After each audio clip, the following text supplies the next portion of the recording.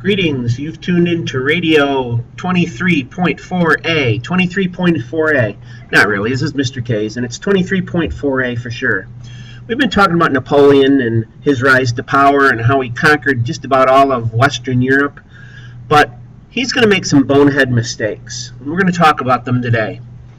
First one is the continental system. Now, if you remember, the Battle of Trafalgar was right off the coast of Spain in the water, and Britain was able to defeat a combined Spanish and French force, which meant Napoleon had to scrap his plans to invade Britain. So he's thinking, all right, I can't beat you militarily, I'm going to beat you economically. So, owning just about all the land on the continent of Europe, he is going to put a blockade up. Now, a blockade is a forcible closing of ports. A forcible closing of ports. He doesn't want the British to be able to trade with any of his lands that he's conquered. And there's plenty of people that want to trade with Britain because they're making money. So the continental system, it was to make continental Europe self-sufficient and destroy British wealth. To make continental Europe self-sufficient and destroy Britain's wealth. Well, what would these Europeans want to trade with Britain for anyway? It's because they had the Industrial Revolution textile plants, cheap cloth and cheap goods. So Britain responded with its own blockade of France, and they had a stronger navy, so it was probably more powerful than France's. The continental system hurt France more than it hurt Britain. It hurt France more than it hurt Britain. And if you want to go farther than that, some of the French people or other people under Napoleon's empire just disobeyed him and kept smuggling goods to Britain anyway. Second mistake is the Peninsular War. In 1808, Napoleon deposed the King of Spain because he ignored the continental system. Napoleon placed his brother Joseph on the throne, and the Spanish people revolted. The King of Spain ignored the continental system. Napoleon kicked him off, put his brother Joseph on the throne, and the Spanish people revolted. So Napoleon is going to march troops into Spain to put down this rebellion.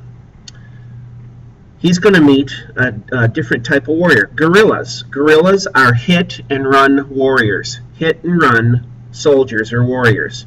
And these bands of Spanish fighters are going to strike at Napoleon's armies.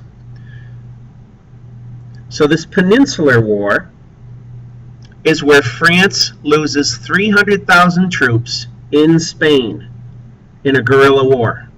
Why do they call it the Peninsular War? Because Spain is on the Iberian Peninsula with Portugal. Like the Spanish guerrillas, Germans and Italians and other conquered people turned against the French. Just like the Spanish guerrillas, Germans and Italians and other conquered people turned against the French. So Napoleon's used to slugging it out on the field of honor, and what he's finding is a war that he can't really successfully win. It's guerrilla warfare. He's not used to fighting a war like that. The third bonehead move that Napoleon did was the invasion of Russia. Why did he do that? He did it due to grain sales to Britain. Russia had disregarded the continental system. So, Napoleon invaded Russia with troops that were mostly non-French and had little loyalty to France. And that's going to be important because when push comes to shove, these people are going to run away. As his troops entered Russia, the Tsar's troops retreated towards Moscow. The Tsar's troops retreated towards Moscow. They're going to burn everything in their path to deny supplies to enemy troops. That's called a scorched earth policy. Burning everything to deny supplies to enemy troops. No sticks of firewood, no houses to live in, no animals to eat. It's called scorched earth policy. As they retreated, they burned everything in their path. Napoleon had won battles in Russia, Napoleon won battles in Russia, but stayed there too long. He stayed there too long. When his soldiers left Russia in mid-November, the snow had begun to fall. The snow had begun to fall.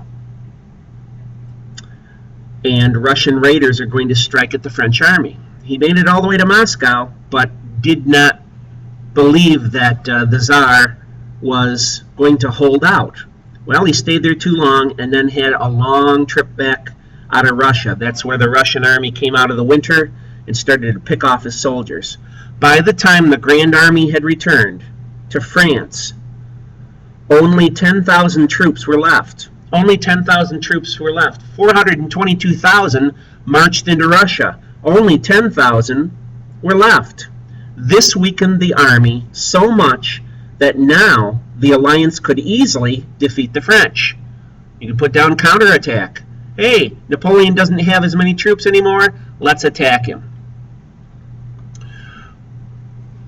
Here's a portrait of the great man. There's no such thing as photography back then, but you can see Napoleon dressed in his general's outfit, his funny tri-corner hat, and gallant horse. Good old Napoleon. We're going to talk about his downfall. Because of this, Napoleon is going to lose his power. We'll talk about that next. But this is 23.4a. I'm Mr. Kays, and I'm going to see you down the road. Bye-bye.